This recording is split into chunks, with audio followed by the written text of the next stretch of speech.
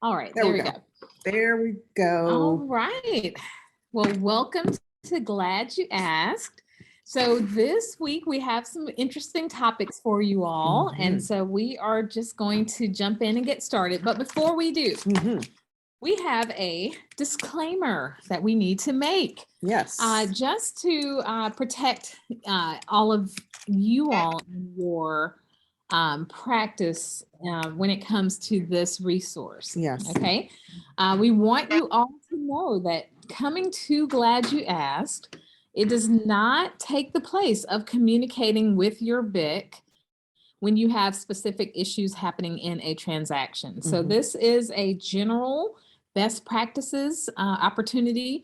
If you do have specific transactional issues, please make sure to contact us directly. Yes. And don't take this as any kind of legal advice. We are not attorneys. We are brokers in charge, but it is not legal advice that we're providing. Again, we are providing best practices and informing and educating you to protect yourself and your clients. Yep. All right. In general. So remember, this is general situations. Again, and you all know, as wonderful agents that you are, no two transactions are ever the same. I mean, I wish they were. Mike, I see your head. No, like no two transactions are the same. Each one is unique in its own way. So when it comes to those specific details that agents need assistance with, we ask that you come to us directly, and that way we can talk about all those wonderful details, because one little detail can change an answer or a response. So keep that in mind, and we will be grateful that you did. All right. All right. And can I make one comment about that? And none of us know it all. There you go, Mike. Okay, so being human, right? Absolutely. We do not know it all. I do not have all the answers. Even attorneys don't have all the answers. Right. So what, right, Stacey? Girl, yes. Yeah, one of my favorite things to say, teach, especially in my students, my classes, is to stay in your lane. Yes. Because there are so many lanes involved when it comes to real estate. Yes, it is. And so don't try to overstep your bounds or your authority. Right. And it helps to know what that is so that you can stay in your lane. Exactly. Yes. All right. So today's topics, we are going to talk about, we left you all with a cliffhanger last time. What do you owe your clients after the closing? And so that's the first topic for today. And then we are going to have a couple of other very interesting conversations here for you. But topic number one. So you have helped your client to find a property, go under contract. You've made it through the due diligence period. You have gotten to the settlement table. Documents are signed. They have been recorded. You are closed. What next? What do you owe these people that you have served and that you were under agency agreement with? What do you owe now?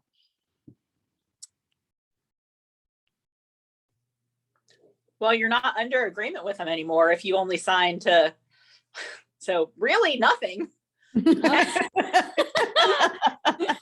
Good answer, Amy. Right, exactly. Good answer. So, just a quick refresher here. At what point does the agency agreement terminate? And what do you owe these clients that you did work for and that you have served? So keep in mind that closing, that recording of the deed, that constitutes that the transaction is fully executed. And so you are no longer under your agency agreement with your client. So they are not your client anymore. They now become a third party or a customer. And from maybe pre or post licensing, what do you owe third parties? What do you owe to them? Respect. That's it. I respect you. R-E-S-P-E-C-T. I respect you. That's it. You're not my client. Right. So you'll remember we do owe honesty and we owe fairness to them and disclosure of material facts. But we don't owe obedience, loyalty. We don't owe, any of the old CAR, any of our agency duties any longer. Okay, so upon closing, we now have a new relationship between them as now customer or third party. Okay, and so just making sure you make that transition properly and that you're not tied to requests. Of course, they'll call you back. They might have some questions to ask, but again, you don't owe them the loyalty or confidentiality anymore.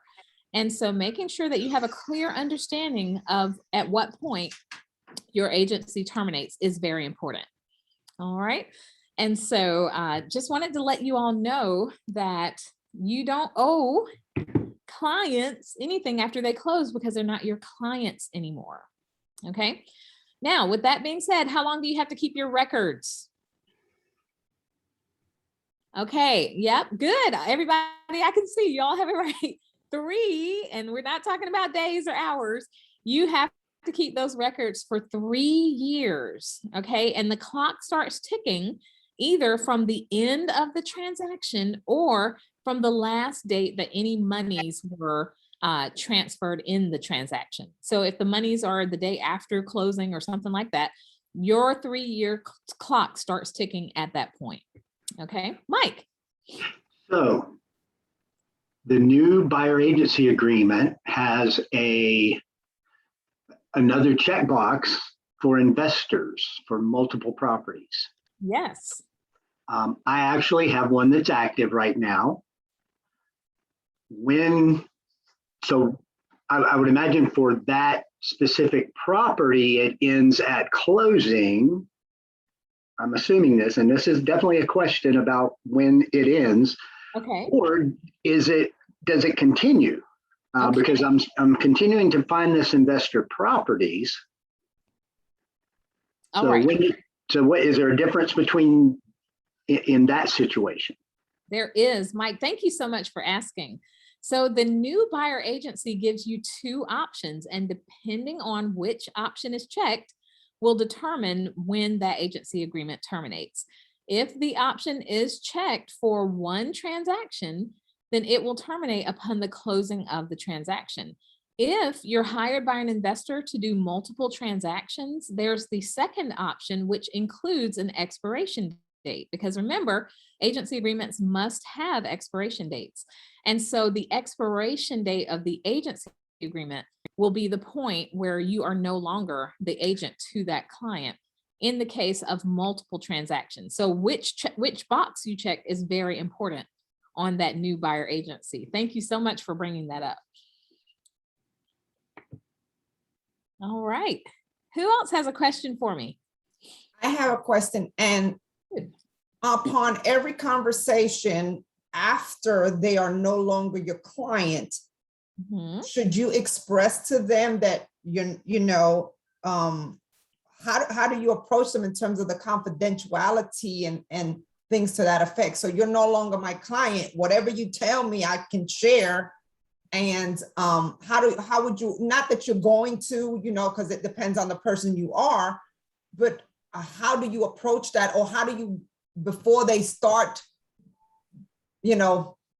just expressing themselves, how do you let them know that, Okay, Ruth, that is a great question, because the clients, they don't necessarily realize that once that property has recorded, that this is the end of our relationship as we know it, and so it's going to be just like everything else in a transaction, where we have the duty of making sure that they understand what is happening and when and at what point our agency relationship has terminated. So you should make it a part of your education process of your client. Make sure that they understand, okay, the property is now closed. I want to be clear that I am no longer your agent. I will always be here for you in the future in the capacity of a customer, where I would only owe you honesty, fairness, and disclosure material facts. So it would be just like any other thing that you're going to be explaining in the process, but making sure that you take that one step of confirming for your client that this portion of our relationship is now over. And this is how we operate moving forward. Okay, you'll have to explain it just like you have to explain agency. You have to explain that this is the end of agency, so that your clients will understand that the duties owed have been fully fulfilled. So you should have that conversation. You don't assume that they just know that it's over. Make sure that you tell them, I love you forever, but I'm not your agent anymore, or whatever, good riddance, I'm not your agent anymore, like whichever one's appropriate. I'm kidding. Never say that to somebody. Yeah, if you don't have anything nice to say, just say, farewell. But when it comes to, that process, don't assume that they know. The Real Estate Commission requires us to explain agency because people don't know agency when it starts or when it ends. And so that's a part of our duty. All right. So great question. Thank you, Ruth. Any other questions about what you owe your client after the closing? Just to comment, at no point, whether it's before, during, or after, should we be advising legal advice. So, and if we're not under an agency agreement, we shouldn't be advising anyway. That is exactly right. You have to be very careful. You do understand in agency, there is some advising that's permitted, but again, stay in your lane. Unless you are an attorney, you can't give legal advice. And so what is legal advice? Something that someone could be held to in a court of law would be legal advice. And so making sure that even in your transactions, if your client's asking you questions that should have an attorney response, that you refer them to one. Okay, that's going to be very important, very key. And then after the transaction, or possibly with the other side, remember, no advising. You could be guilty of undisclosed dual agency if you give advice to someone on the other side. So you have to know who you can or can't advise and really be careful about operating in your agency role and capacity. Thank you again, Mike, for bringing that up. It goes back to stay in your lane. All right, topic number 2. Okay, so now we are going to have a little bit of a reminder about the E&O. And I'm going to have Teresa to jump in here and talk briefly about, the E&O. And I'm going to go and grab my book. Okay. So we can read the actual policy. Yes. So you're going to go grab that? I'm going to go grab it right now.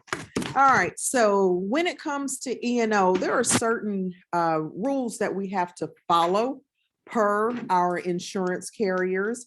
And the main thing is, if you know of a situation or potential situation, maybe you're experiencing something in a transaction with your client that this could be an issue later, or there's some type of threat of a complaint or a civil suit, you have to let us know. You have to let me know, because I have to go to E&O and report to them the potential for a claim. The reason being is, if we don't make them aware, they have the option of not covering us on it if there is a complaint or a civil suit that comes later. So I have to give them the heads up. And I've given many heads up and it hasn't gone anywhere. So that's not to scare you that if we give them the heads up, it's actually going to become a complaint or sued or something like that. I've given many heads up and we end up closing it because it never goes anywhere. So just make sure, if you think or have been threatened with a potential complaint or suit, or it could be an issue later, definitely let me know so I can report that. Mike, I see your hand still raised. Do you have a question or comment, sir? Oh, okay. All right. One thing I am gonna do, because I've realized that a lot of the agents don't know exactly what errors and omissions insurance is. So I am going to have a rep. I'm going to speak with Arch Insurance and have a rep come to tell us exactly what E&O insurance is and what it covers, what it doesn't cover, and how it operates.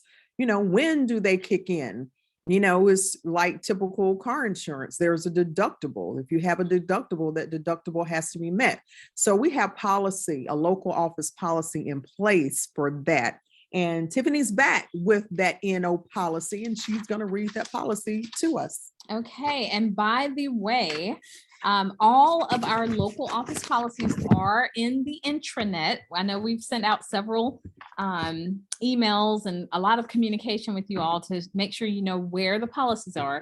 They are in the intranet under 832 Market Center. And so make sure if you haven't yet that you read through and fully understand or ask us questions if you don't about the policies and procedures. So the E&O policy is policy number 12, and it reads, agent will receive E&O insurance as a part of their monthly fees with KW Central. If any official complaint comes from the commission, if an agent is being threatened by a client, attorney, or another firm, or if the agent is aware of a problem that could become a potential issue, the head broker or BIC, Miss Teresa here, must be notified immediately in order to make sure the insurance company is aware of all potential claims, as she just stated to you all. If the agent fails to notify the head broker or BIC immediately, not your coach, not, you know, another agent in the firm, it has to be your head broker. Miss Teresa Brooks has to know because she is the conduit between our firm and the E&O insurance company. Okay, so you must notify your head broker immediately. If you fail to do so, the insurance company can decide to deny a future claim. If an E&O claim is filed and accepted, the agent will be responsible for a deductible of, and we have 3 bullet points here, okay? For claims of up to $5,000, the agent will be responsible for a deductible of up to $2,500. What this means is if the claim is up to $5,000, the Market Center will be covering half of that for you, and you, the agent, have the other half of that liability. Okay. For claims that are greater than $5,000, the agent will be responsible for a deductible of up to $5,000. So again, the Market Center is willing to meet you halfway. They're going to cover 50% up to a maximum from the agent of $5,000. Anything beyond that, that's the max that we're going to have for your agent liability. And the Market Center is going to cover the remaining share. These amounts are subject to change upon annual renewal. And so as a Market Center, if you all are doing really great and we don't have a lot of E&O claims and we don't have a lot of expense, if our E&O deductible or not deductible premium goes down, then we can reflect some of those savings to you all as agents. And so this is, and it does impact the entire Market Center when there are claims and things. So we want you to be as informed as you can. We want you to be as aware as you can to avoid the opportunity. But if they come up or if they arise, we want you to be aware of what the next steps are and what your responsibility is. Thank you so much for that, Tiffany. Yeah, so, and just so you'll know, and maybe you don't know this about me, but I really do care about the agents in this Market Center. I really do. It's my heart. It's Tiffany's heart. We are educators. We are instructors. We like being proactive. We like educating up front. As my mom used to say, this may sound weird to you all, but my mom, when I was younger, she would say this quote, and if you don't understand, I'll explain it. But she says, I'm letting you know up front so you don't stick out behind. And what she meant by that if you can't figure it out. What she meant was, I'm telling you this up front, so you can't say later on, that you didn't know or didn't have a clue. So that's our heart. Our heart is to educate as much as we can up front so that we may, agents may not fall into these potential issues. Mike said it earlier, we don't know everything. We're human. Oh my goodness. Humans don't know everything. No, we don't. We do not know everything. And there could be a perspective we're not looking at or thinking about. That's why we want to bring it in front of the E&O carrier so they can start looking at it from a different and another perspective. Because if we don't, and they can advise us, they can decide not to cover us if it does become a complaint or civil suit or something of that nature. So we are here to support. We are seriously, genuinely here to support. That's what we're going to do. And when we will fight for our agents, but we can't fight a good fight if all of our stuff isn't right and in place. So we got to make sure we're doing things as by the book as possible. So that's why we're here. All right. Any questions? Yes, sir. Mike. Mr. McCann. Okay, so just a scenario. This is not real, just so everybody knows. I want to help with the sale of this commercial building over here. Is my insurance going to cover me when I mess up? Not if you're not a commercial agent. Our E&O does not. So you have to have that extra layer of protection, which is part of our policies. If there's a commercial transaction and you're not a commercial agent, or registered with the KW commercial, and you're not paying into that, then guess what? That liability is going to be strictly on that agent. If there are some mess ups and all that good stuff, because our regular E&O does not. It's residential. Good question, Mike. And I knew the answer. I get that asked a lot. And so I just wanted to make sure everybody here at least understood that. And I think most everybody does, but thank you. And that's good that you asked that, Mike, because I do get those questions, especially from new agents who don't know, or maybe they haven't been to big boot camp where we go over the policies yet. So I actually just had one just this week, newer agent to, not new agent, but newer agent to our firm, and to ask that question. So good question. And yes, I had to send the agent. And I'll be honest, I've sent you a few of those new agents, so Getting no calls. stay in my lane, right? Yes, thank you for that, Mike. I really do appreciate that. Mike's one of our wonderful coaches, so he coaches well. Thank you, sir. Yeah. And so, Mike, to your point, and thank you again for pointing that out. So the policies and procedures point to the fact that if there's a commercial transaction, the listings must be listed by a participant in the KW commercial division, but it does not go into all of the inner workings behind the scenes. So, these policies and procedures are in place because of the fact that there are things like the E&O insurance would not cover otherwise.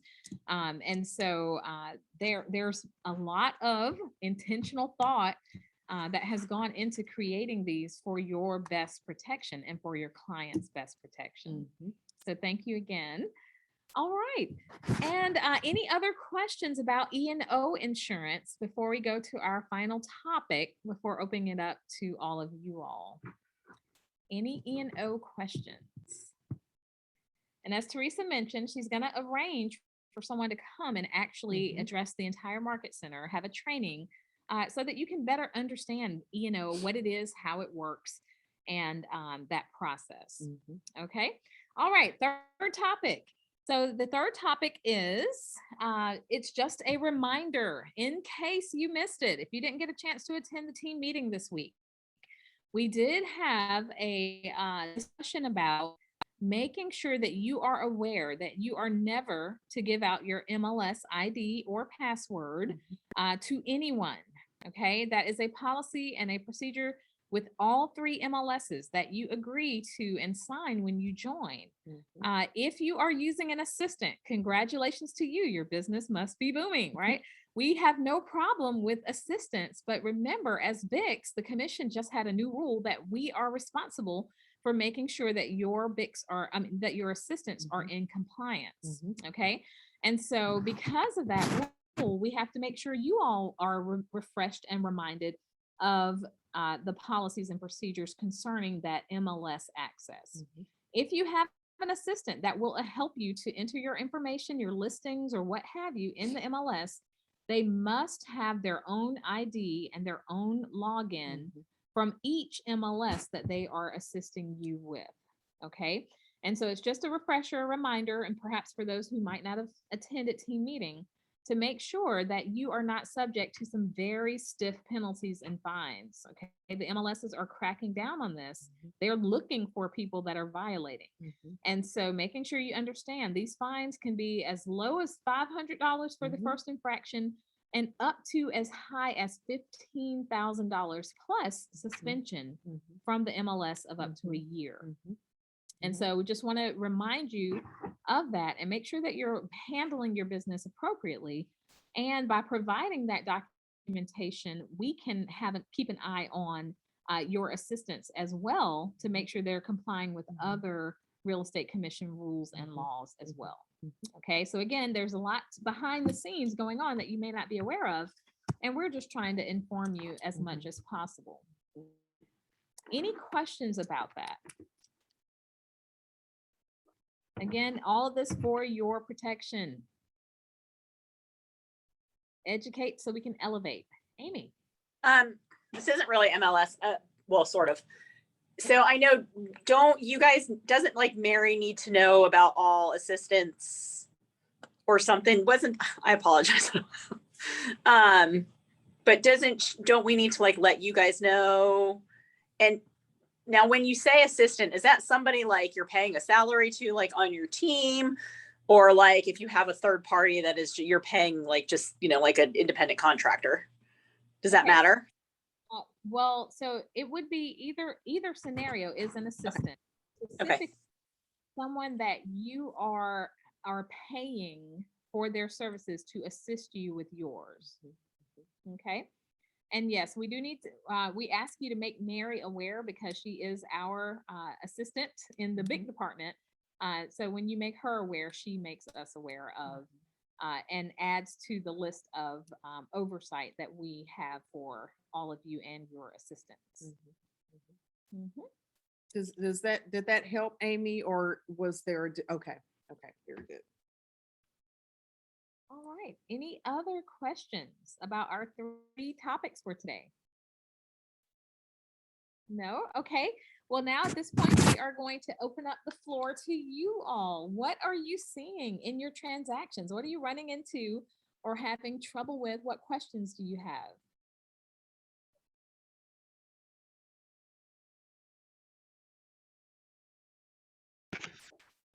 Mike? Of course, I'm going to ask something, right? Of course. So I've had this question come up several times over the last couple of months. Extensions of due diligence dates when there's no earnest money. Are we required to extend, or does it matter? That's a good question. That's a good one. I like it. Okay, so, and when you say are we required, which side are you talking about? Sellers, buyers? Either. As agents to our clients. Okay, so the thing of it is, when it comes to extensions, that's like a negotiation, right? Buyer can ask for an extension. Does the seller really have to offer or accept or agree to? Not at all. Seller does not have to agree to negotiate in there any type of extension. And then here's the thing, if there is or isn't any earnest money, doesn't that really matter? Does it? It doesn't. It The seller does, doesn't have to agree does to. not in matter if there's earnest money or not any earnest money involved. Okay, so follow up to that is if there is earnest money, let's say our due diligence date ends tomorrow Okay, and the appraisal is not going to be back until Wednesday of next week. okay, If we go past our due diligence date and then the property doesn't appraise, and then the buyer wants to back out without extension, okay, then their earnest money would also be in jeopardy, correct? It would already be gone. yeah, because that due diligence date has passed. Well, if the due diligence date was tomorrow and they Oh, asked tomorrow, for, right. so let's say they did ask for an extension through Wednesday to cover that time frame Okay, for the appraisal. Mhm. And the seller says, nope, we're not going to give an extension. Mhm. Mhm. And then it doesn't appraise. The buyer has a decision to make, obviously, at that point. Right. But they're at that point, when they don't extend, that due diligence is in jeopardy if the buyer should back out after that time period. The earnest money Yes, is in yes. jeopardy. Correct. Yeah. Due diligence is that's forfeited. Mhm. Well, I would say regardless, but it depends. Right. As long as the seller does not default in Right. any way, then the due diligence belongs to the seller. Right. It's Right. the Or misrepresent. yeah, Yeah. which is yeah. So Form when it comes to the earnest money, keep in mind to that buyer, their best bet for their protection is going to have to negotiate a sufficient enough due diligence period from the beginning. Mhm. Because even if there's a delay, even appraisal delays outside of that buyer's control, that still does not put the seller under any obligation to Right. extend the due diligence period. That's right. And so the best protection is to have as much time up front as possible for your client. And also making that clear to the client ahead of time so they are aware. I know buyers are losing all sorts of money in today's market, but making that clear, making sure we're communicating that up front. Yeah. Because Even though it's in writing in the yeah. contract, keep in mind that they don't necessarily fully read or fully understand. And it's our job. They're really relying on us to make sure that we inform and protect our clients. Yeah. Stacy, you have a question? I see your hand. Yes. So after the due diligence periods and the earnest money has been cashed, there's no negotiation after that point. The seller can not negotiate, or can negotiations still go on after that point? So keep in mind, negotiations could happen at any point between buyer and seller if they're both willing. But after you go under contract, the seller's not obligated to any negotiation at all, due diligence period or not. So the biggest negotiation point is going to be from the beginning, from the outset. After that, seller is not obligated to do any kind of negotiation.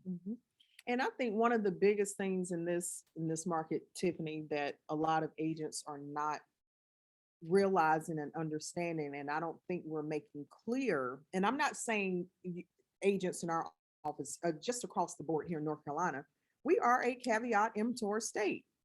We're a buyer beware state, and we forget that along the way. And I think if we go back to the basics of real estate in today's market, it would make a huge difference in how things are handled in our transactions and negotiations. If we really get back to the basics, I think we've gotten so smart over these past few years with this very unique market and with all of these addenda and all of these extra things. If we really go back to the basics, those forms are written to really cover these situations, besides the few addenda that the NCAR provides.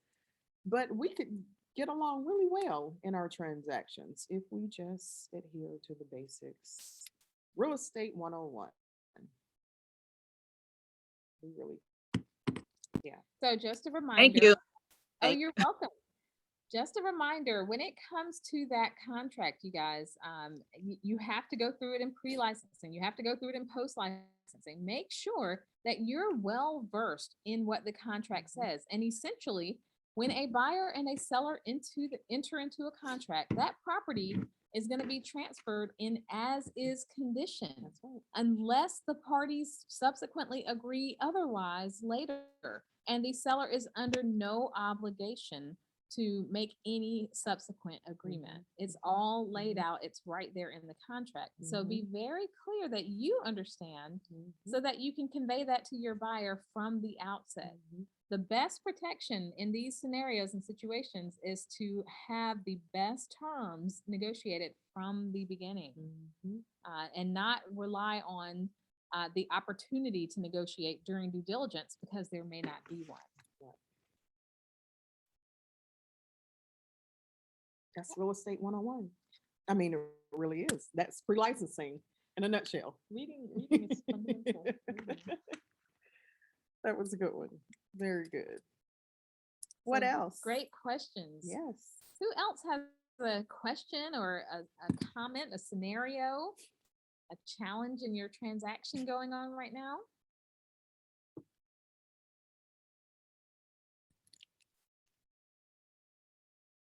Do you have No any challenges? Do you have any topics you want to? I'm thinking, address? I'm going through my head of conversations. Okay.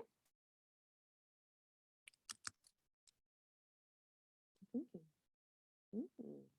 I can't believe you all are this quiet this week, this week. Yeah. What things There's- have we discussed? there or have we been I know, tons. there's been a lot, right? Yeah. So a couple of reminders then. If there's no other questions right now, don't forget, there's some opportunities for your diversity training coming up. It is going to be required next year, but we want to encourage you to go ahead and get started. There's some really great classes that are coming up. They're free. Next week, there's the color of real estate and the unconscious bias. So we do encourage you to attend one or both of those. There's a December date as well for the unconscious bias, December 8th.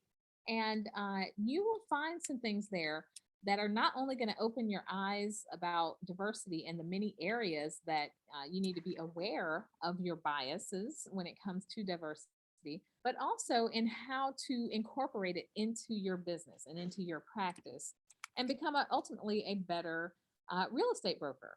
And so those classes are going to be for your benefit as we are moving forward. Again, big time wanting to educate you all so that you will be better in your business.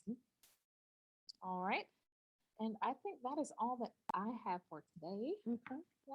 All right. Let me just thank you all for actually showing up and attending. This really means a lot to us, not because we like to talk or anything like that. We do enjoy seeing your wonderful, beautiful, pretty, handsome, that one was for you, Mike, faces. We do appreciate that. But you know, like I said, we're not here just to hear ourselves talk. We're here because we care. We're here because we're concerned. And we are here and we do this because we do believe you can have productive, lucrative, successful, and prosperous businesses and do it as best as you can and follow the rules while doing it. We do believe that. And you all have proven that just by being here. And you're the ones we don't have issues with. So thank you very much. So thank you for getting the education and being on top of things. We really do appreciate all of you for helping to make our job easier. So thank you. Thank you for your willingness to do this. Absolutely. Guys, we appreciate you. Thank you. Oh, yeah. You're very welcome. Yes, absolutely. Thank you all for that. All right.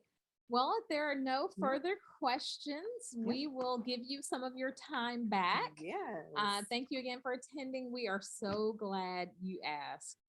If 2 you have any weeks. topics or something that you want to hear about or like for us to research for you, please send us an email. Brokerincharge832 at gmail.com. gmail.com Mhm. so that we can dig in some more knowledge and information to you. Is the next slide you asked Thanksgiving? 2 weeks from now, no, November 18th. Okay, good. So yeah, remember they're every 2 weeks. Every 2 weeks on Thursday. Next Mhm. one will be 2 weeks from today, Mhm. Thursday the 18th. There you go. All right. See you all then. Thank you for Thank joining you.